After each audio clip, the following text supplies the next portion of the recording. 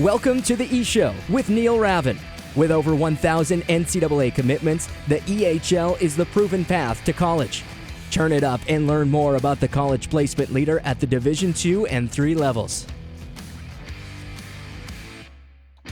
Welcome into the E-Show once again. My name is Neil Ravin. This is episode number 14, the second one of the off-season. What's a very unique off-season so far, and will be for the next few months, of course, with the coronavirus outbreak taking place right now in the country. But, similar to the first off-season podcast that we have, a little bit different of a look to the podcast. I have two guests on me this afternoon, and it's all about strength and conditioning. So first, it's the head strength and conditioning coach at St. Michael's College. Let's welcome in Ryan Garrow.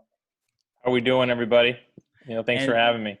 Thank you for coming on. And then really the inspiration behind this podcast, I'll say that, it's David Rosales. He's a former Vermont Lumberjacks player and strength coach. Thanks for the idea, David. Yeah, Neil, thank you so much for having me. I'm very excited to get going. And the one thing I have to point out for you is I asked you how you wanted me to introduce yourself, because obviously your dad owns a team in the league as well, but you left out one big part. You didn't mention the fact that you were a reigning Student-Athlete of the Year a couple of years ago. Yeah, that is true. So I believe that was my first year playing in the EHL on the junior A team.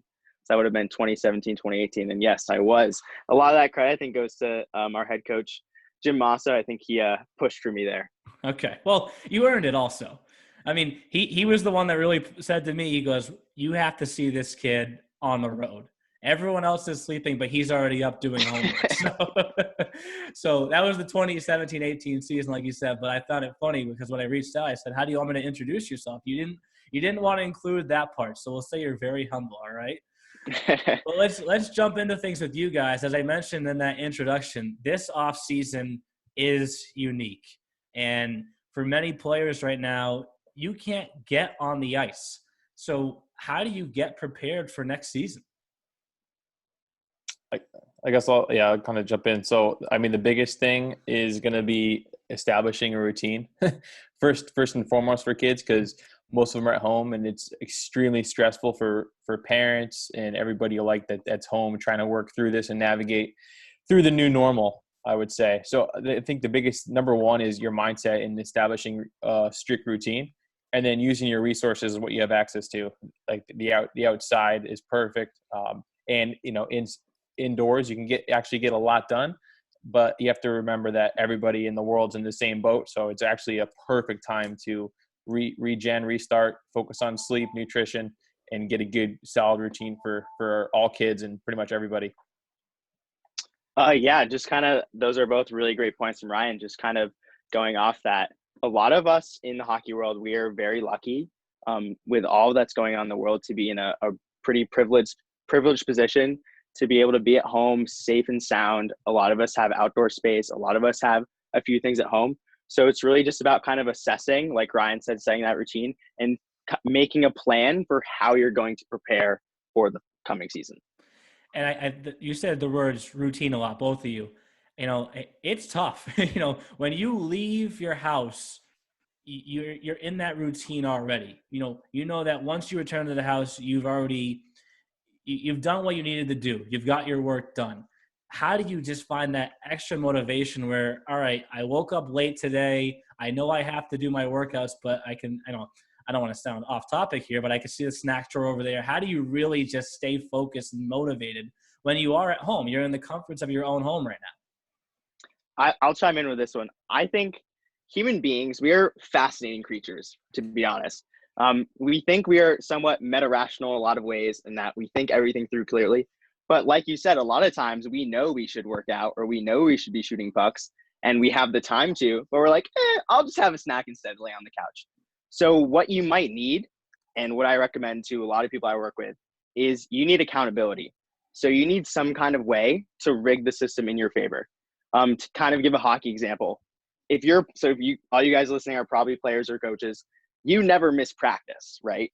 Like rarely, obviously, like if you're sick or something, there are exceptions, but you don't just randomly miss a Tuesday practice. Why not? Well, because if you miss a practice, there's going to be consequences. You'll probably not play the next day. Your teammates will be like, why weren't you practice? And so when you're kind of approaching establishing your routine, think about how you can input accountability into what you're doing. So that could be an extreme example would be like hiring a trainer, which is a lot harder to do right now, but you could even go the online training route. You could find a teammate and be like, hey, like you need to text me at 11 a.m. and be like, David, get off your butt and go work out, and I'll do the same for you. So think about how you can rig some accountability into your favor when you're establishing your off-season plans. Yeah, and I'll just echo off that. So it does take about 16 days to actually build a habit. So, you really need to hone it in, like David said, find some accountability partners or your teammates, whether it's a parent, but mostly it's got to come from you and you wanting to get better. I think that first and foremost, having that, like I said before, that mindset and just stick into it because it is tough, but it's just one of those things where it's like, how do you want your next season to go and where do you want to go? Yeah, Ryan, I have kind of a question for you because you're so Ryan was the strength coach of the Lumberjacks last season, and he just took the head job at St. Mike's. And so he's kind of jumping into new role. So Ryan, I'm curious, like how you're managing getting in touch with players. Like, are you handing them programs? Like, how are you managing all that's being thrown your way? Yeah, that's a great question. So obviously I started remotely because the coronavirus happened right over spring break. So not ideal. So establishing my own routine, everything is remotely. So they have access to a training program. But I'm navigating through NCAA rules, and nothing can be mandatory or anything like that. So all I am is a resource right now. So I created an Instagram account for the school, and I'm trying to build my department the way I want to see it with standards. And it's actually a really good time for me to program. I'm programming all 21 teams. So I'm working on, all their programs are out for the next month here for at home options for them, and then working on the summer program and then the plan for the fall when they return.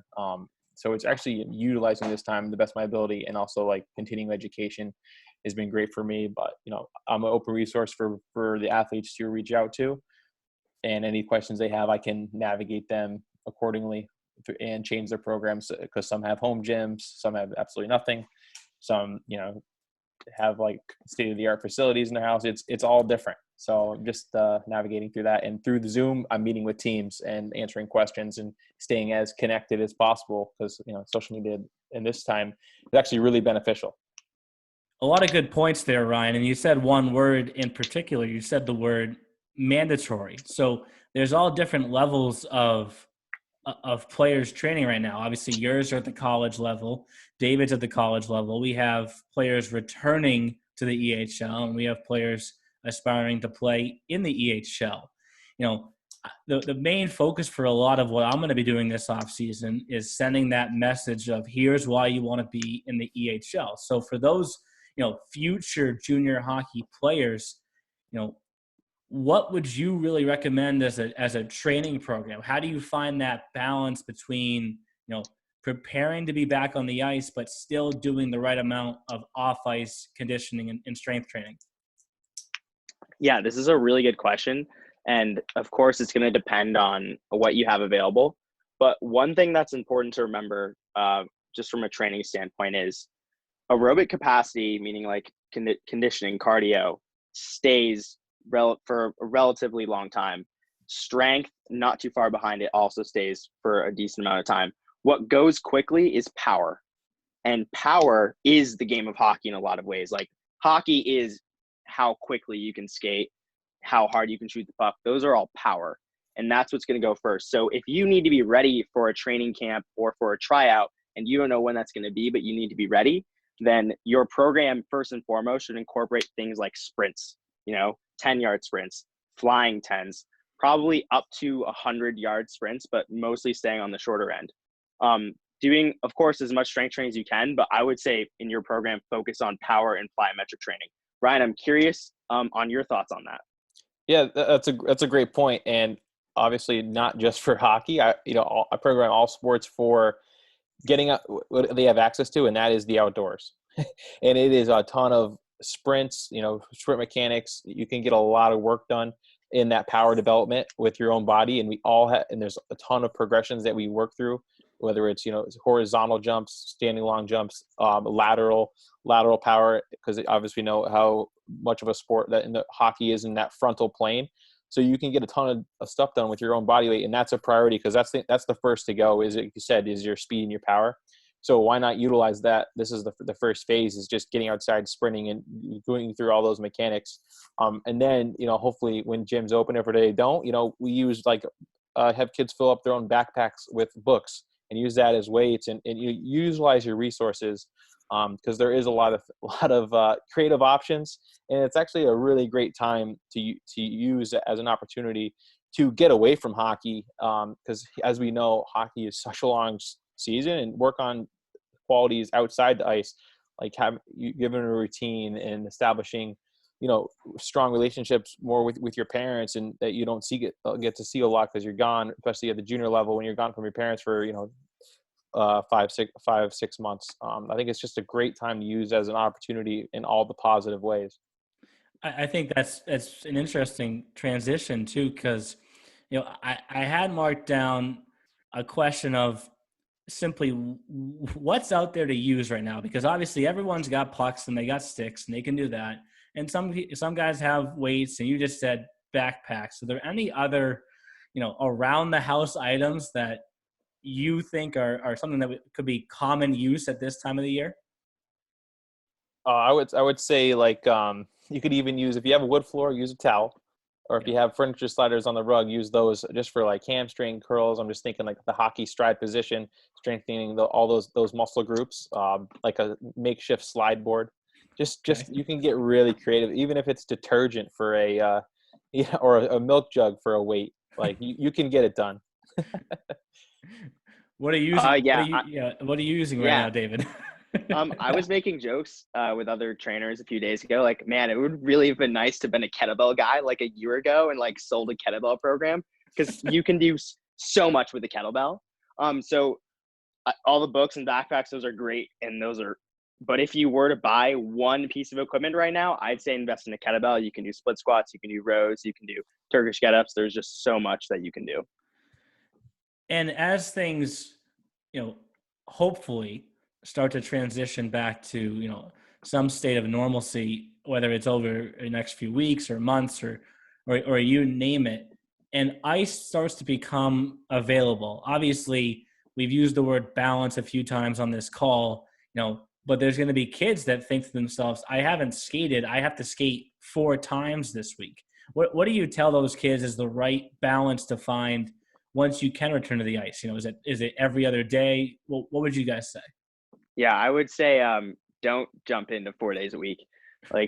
We pretty much every hockey player, our groins and hip flexors are at risk, just because of the nature of skating and what it does to our posture. So you're definitely going to want to taper it, start with one skate, give it a few days, and just see how your body feels. But jumping into anything is going to put you at risk for an injury. Yeah, I would definitely echo that, especially from in the coaches listening, coaching mindset. You can't have that catch up mindset. We missed all this time, we got to play catch up, because you're going to have a bunch of kids in the athletic training room, and especially for hockey, how it is such an overused sport, like David said.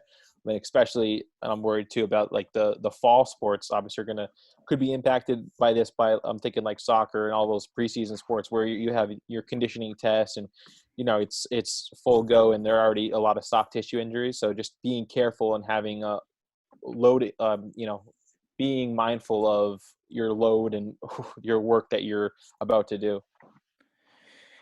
And I think those are all great points, because of just how long the seasons are, especially for us at the junior level. Ideally we do start in September, but I guess that how do I want to word this? There's reason to believe that we don't start in September. So now, you can't think too far ahead, but what if we don't start in September, we start in October, and we stretch out to next April? I guess it's just how I want to ask the question is, do you pace yourself on a week to week basis? Do you ever take a week off? Do you hit mid-July and say to yourself, yeah, all right, I'm going to take a week off because all my friends are at the beach or at the lake, and at this point I haven't skipped a day. I earned it. How would you guys respond to that? One thing to really think about is where you are mentally also. I think Ryan brought up towards the beginning of this call, like where you are, like your mindset is super important. And so burning yourself out in April or May for a season that's not going to start until September is not a great idea. From a programming standpoint, it definitely depends on the program, but including deload weeks, I think the general rule, Ryan, you should correct me on this, but usually like 3 weeks hard and then 1 week lighter. But I want to get Ryan's thoughts on that. Yeah. Again, that's exactly kind of how I set it up, especially in the in-season when we look at our game schedule. But again, like David said too, being mindful and, every day there's new changes coming out with this COVID-19 and new rules, and they're always playing an effect. So just planning accordingly and taking it day by day and listening to your body and your mind. And, and you can't forget that everybody's in the same boat as you. And there's, as long as you're just moving, doing something every day and not going full out, trying to burn yourself out. Like I said, again, like take advantage of this time. Yeah, I want to say, going off that, I want to say one other thing. I think if you're a player who has where you're playing next year, then prioritize your development long-term over your readiness. Like the EHL is a development league and all the coaches understand that.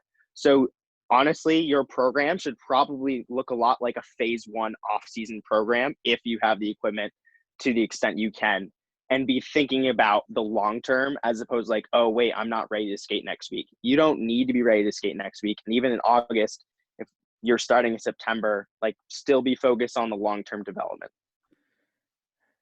Is there once we do set an opening night and, hopefully things are straightened out at that point and everything is behind us at that point, when you're approaching a season, regardless of the sport, whether it's hockey or any other sport that Ryan, you have access to, at St. Mike's, is there a certain number of weeks prior to the start of the season where you say, all right, now I got to flip a different switch and really crank things up?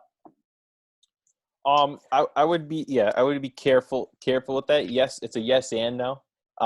We have to ease kids back into it, and especially as a strength conditioning coach, like again with playing the catch up. Like I would say, if we know like a month in advance, I would hope that kids have been doing the program and things like that all summer, whatever they had access to, and they were doing my program or working with a trainer. Like you hope that, but that's again, the reality is it's not always the case. And you can't go full bore day one because that's how a lot of injuries happen. So I would I always plan accordingly, that season, that preseason is easing into that transition, especially this year with everything going on. The kids are coming back. It's like, as your job, it's our job as, performance professionals is to make kids prepared, because that's what's going to set your program apart and everybody apart. The more kids you can keep healthy and ready on the ice and playing, the better, the better everybody's going to be, because that's the best ability is the availability. Did you have any follow-ups to that, David? For you, right, as a player at NYU, right, when do you typically start your season? So because we are ACHA, not NCAA, we're not subjected to the same strict rules. So we start in September and go through about midway of March, just like a junior season would. And knowing that you're going to probably, I say hopefully again, start in September, what's your plan once you get to August, if I ask? My plan is to do off-season style training. So focus on strength, focus on speed power development, not focused on readiness to play a game until 4 weeks before training camp. And then things will shift for how I approach my personal program and anybody starting a season in September, which is all of the EHL. Okay. Those are all valuable points. Now I want to try and ask some more interesting summer type questions that will, I don't want to say lighten the mood at home, but give our recruits and fans and parents and coaches a different look at things. So we talked a lot about hockey and different exercises and training routines that you can do to focus on the on the hockey muscles, are there other sports, not all of our players in our league play just hockey. Are there other sports that you guys would encourage? Like if you have the chance to go do this, that will actually help your hockey game? I'm a big fan of spike ball, just because it's just super fun, and find someone who will beat me and my friend 2-on-2 in spike ball, and I'll drive wherever to play you. So, and the point of that, why I say that statement is one of the benefits of playing other games is the competitive spirit, right? Competitive atmosphere that'll like get you excited for the season and get you excited for training. But really any game I think will add variability to your program, and variability is never a bad thing, especially for hockey players who are stuck in that skating posture a lot of the time. Yeah, I would definitely agree. Obviously, multiple sports are great. Spike ball is awesome. Anything that they're going to be working in multiple planes. Obviously, look, most hockey players like I think lacrosse is pretty awesome just because of all of the it's very similar with the contact, the mindset, and the rotation, and obviously a lot of just for leisure, especially in the summer. As I'm a big golfer myself, and most hockey athletes are pretty good at golf, or I would say scratch golfers. But it's something that you're outdoors and it's fun, and I would recommend walking. I was going to ask that because I'm a Yeah. big golfer too. I would not recommend riding, right? For these players, definitely walk. Right. And it's fun, and it's still competitive with your friends. It's just something to do, especially lifelong activity. See, I asked that question because I haven't skied in a while, but I always remember when I used to ski more, the next day I'm like, Jesus, what's that muscle that's hurting? I haven't used that one in a while. So, I think they're all valuable points, because I'm sure that there's going to be, I'm not as well tuned with the muscles and that stuff like you guys are, but I'm sure there's muscles that you really don't hit as much until you put skates back on for the first time. Yeah, it's hard to replicate skating for sure. Like skating is a really unique movement. I was actually one of my mentors, Devin McConnell, who I interned for when he was at UMass Lowell. He was talking. Now he's with the New Jersey Devils. He was talking about how the Devils. Yeah, he was talking about how they were thinking about giving all of their players rollerblades and like sending all of the New Jersey Devils rollerblades, which sounds kind of ridiculous, but it's like, is it close enough to skating? It's probably as good as we're going to get. So yeah, I mean, it's a great question. There's no, I don't think there's any real consensus on the answer. Well, you just opened up a little bit of a window there. Like, what is the difference between rollerblading and skating? I think Ryan, I think the balance point's a little bit different. Okay. You can't stop. If anyone is rollerblading and you try to hockey stop, you're going to fall. So there are differences, but the major muscle groups are going to be the same. Okay. And you touched on this a little bit. We've touched on it a little bit throughout the podcast. We've talked about the training and a routine and this and that, but you use the word mental a lot also, and staying, not letting yourself go stir crazy, right? Like we're all stuck in the house right now. Mentally, from a sleeping perspective, are there simple things that you would tell players? Stop sleeping in, of course, is the easy one, but is there a certain time that you try and encourage athletes to get up and start their day each day? Yeah, I mean, I would say that especially putting down the phones and the video games. And I see it a lot at the junior level, because we would try to lift in the morning and get guys up. We'd lift around 9:30, and, guys would be up playing video games till midnight. And they think, so a lot of kids, especially this time, like it's not a vacation. It is just, it's so important to think of it as a job. And hockey is, for the juniors, it mostly is your job in school to get prepared for that next level. And, I think that obviously minimum of 8 hours of sleep, and make sure it's good quality sleep. So I would, recommend going to sleep before 10 o'clock p.m. and waking up, because it's a really good, it's a really good time to get good at things, and being good at, sleeping habits. It's really easy to get bad at those, and make them a habit. Like I said, it takes about 16 days to build a habit. And if you keep those poor routines and your poor eating habits and not doing anything and thinking it's a vacation, it's just going to catch up with you, and everybody else is just going to propel ahead of you. Yeah, I don't think there's any really good excuse right now to not be sleeping well because we're all sitting at home. We all have a lot more time than we thought we would have. So if you're not sleeping 8.5 hours, that's a very easy way to move the needle and improve a lot without doing much. And I asked that question not to sound sound dumb with it, but you're the experts, right? And I'll never forget with this past year's All-Star Week where we played Fitchburg State, Salem State, and UMass Boston in 3 straight days, right? It goes without saying that we're playing 3 college teams in 3 days. That's hard. But what will always stand out to me is the players that pulled me aside and said, when do we have to take a nap? How important is that rest so that you can recover and perform at the highest level when you get back out there again?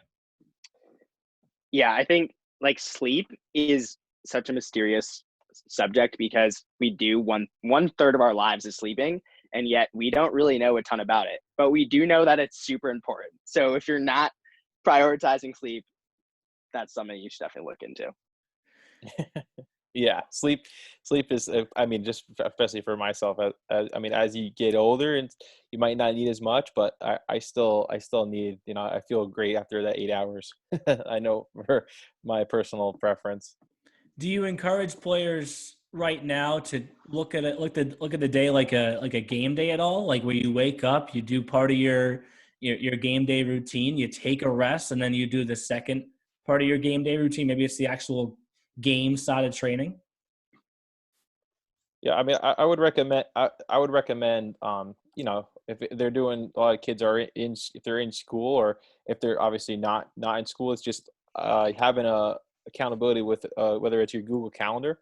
So it's like setting that up. It's like I'm training at 7. I know I'm great in the morning. I wake up, hit that Google Calendar. You get an alert. Like we talked about earlier. If you had an accountability partner, like 7 8 is my workout. 8 to 9 is my reading time or professional development, and then and so on and so forth. Whether it's okay if you want to put a little video game in time, but make sure it's accounted for. And obviously your meals, like treat it like a school day, or like you said, like a game day, and prioritize it.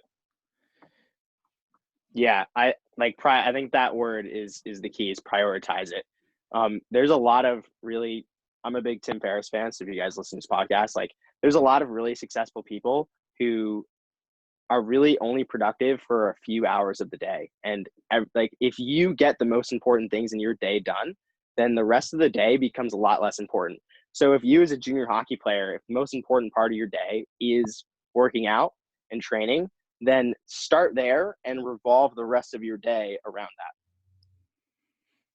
Those are some interesting points. I'm just always curious about that stuff because, I hear from our coaches all the time. I always, I don't want to say question, but I ask guys like, why do you form the schedule the way that you do? And, you touched on Jim Mossel earlier in the podcast, David. It's a balance between some midday games and some night games because, every player is different as they prepare throughout the day for a game day. Sometimes, it may take a little bit longer to, the common saying, get the legs going for a 12 noon game as opposed to a 7 o'clock game. But I think what you guys have done throughout this podcast a lot is you really made it clear that, while it feels like you're on vacation at home, don't get too comfortable on the couch because now's the time to really set yourself apart.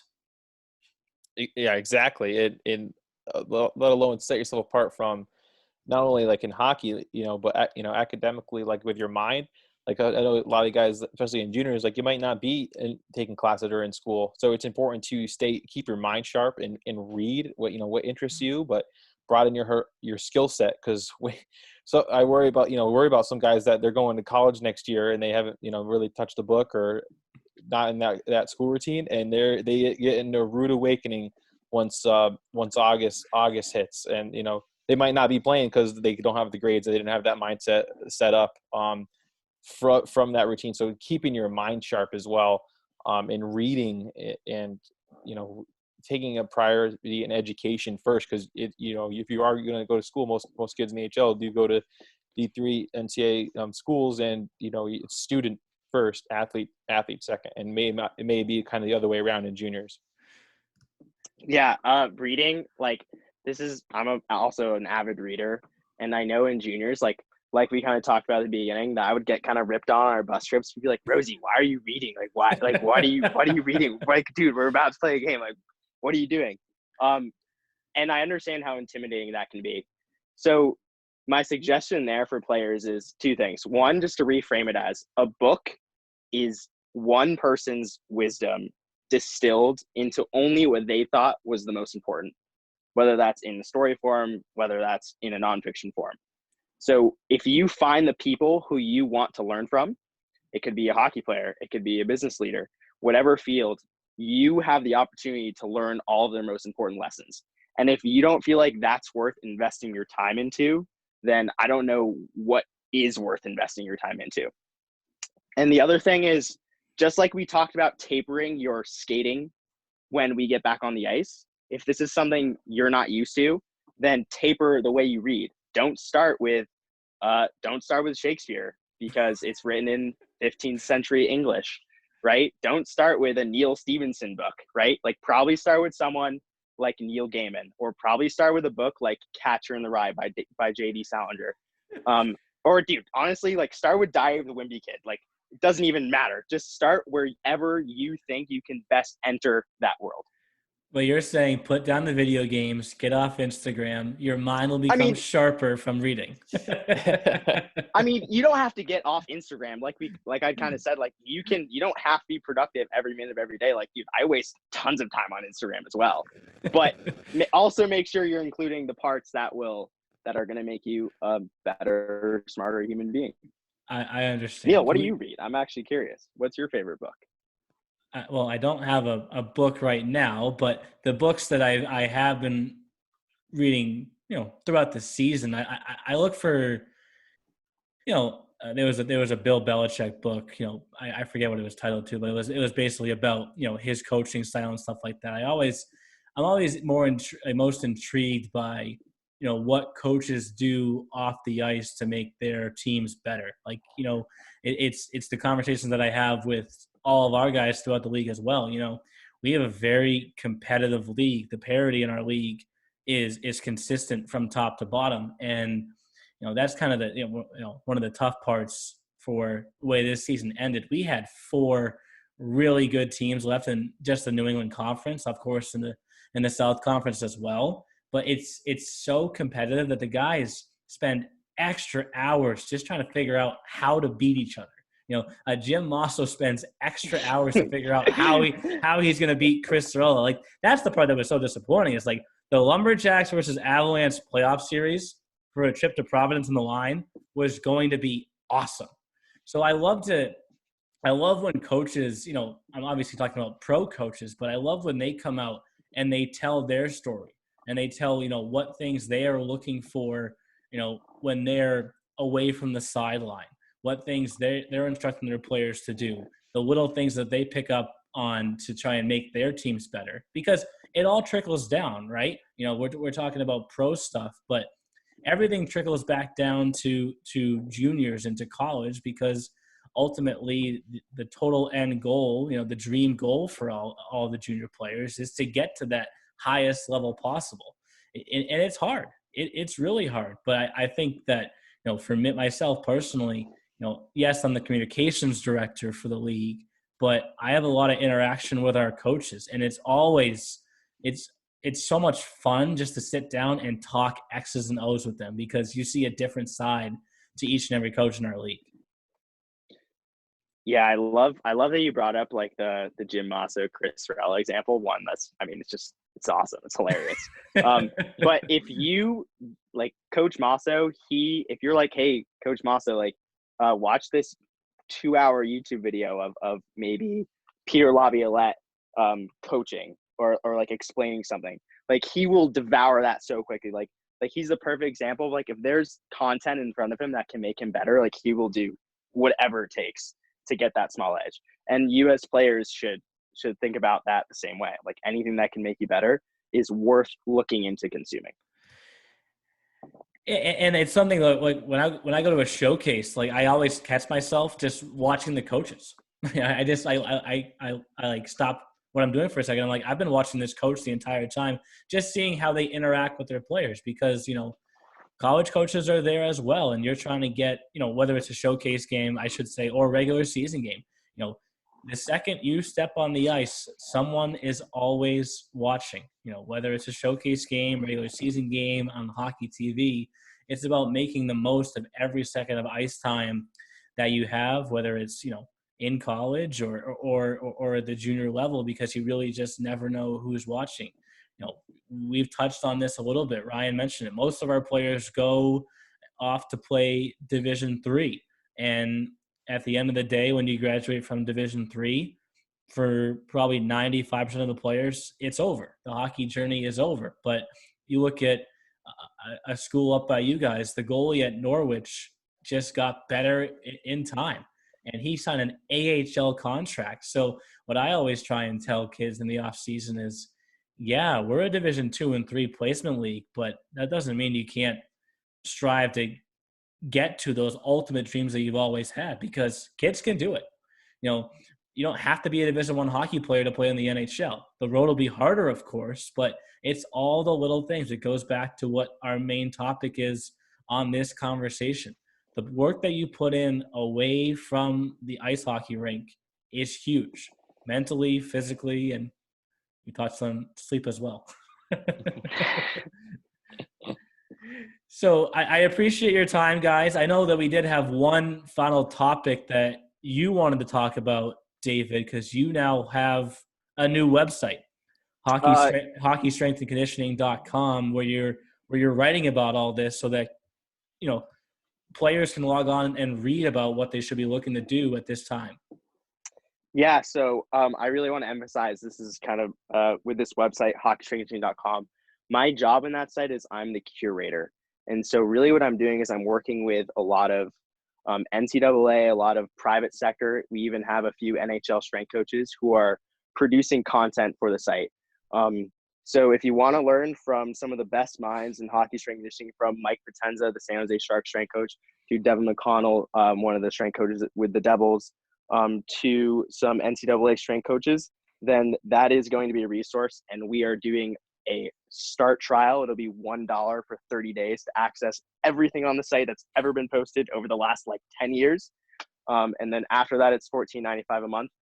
And if anybody has any questions about that, the best way to reach me is to slide into my Instagram DMs. And my Instagram is David Rosales Fitness. So pretty simple, David Rosales Fitness. Anybody, feel free to reach out, even just to say hi. And Ryan, do you have any social media plugs that you want to give to? I know you're saying you have a St. Mike's Instagram. Can any junior player access that also? Yeah, it's just Purple Knights _strength, and it's a bunch of tips and home workouts I put up, like with backpacks, examples, nutrition tips, anything that you want that I kind of put up, just to impact the athletes and coaches, and just try to help people. So I can be reached there, or just easy email is coachgarrow@gmail.com.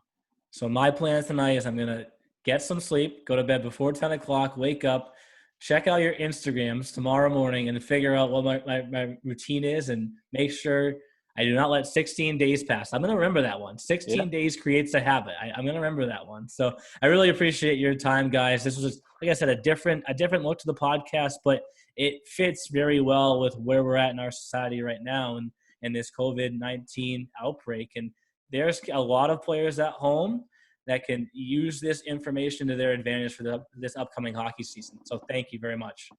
Thank you. Yeah, thanks for having us, Neil. This was fun. Thanks for listening to The E-Show. Learn more at easternhockeyleague.org and follow us on Facebook, Twitter, Instagram, and YouTube. Also, be sure to subscribe and get notified when next week's podcast is released.